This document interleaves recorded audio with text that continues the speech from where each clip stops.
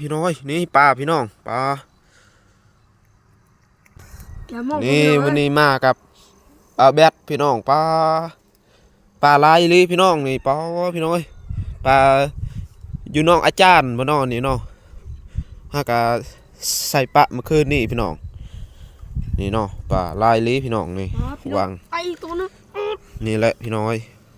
ใส่อยู่วางตัวนี้เนาะใส่อยู่น้องน้ำตัวนี้แหละพี่น้อง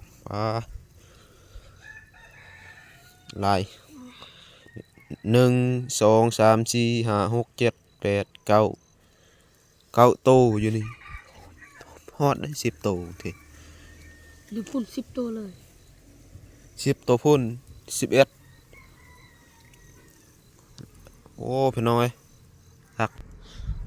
นี่พี่น้อยลายเติบพี่น้องเอ้ยได้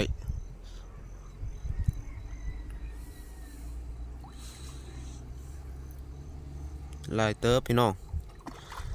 ว้าพี่น้องเอ้ย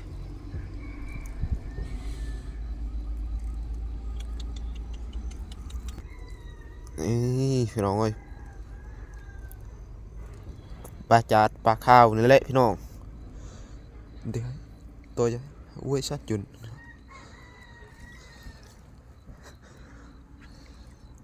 มาตัวเบอร์ไอ้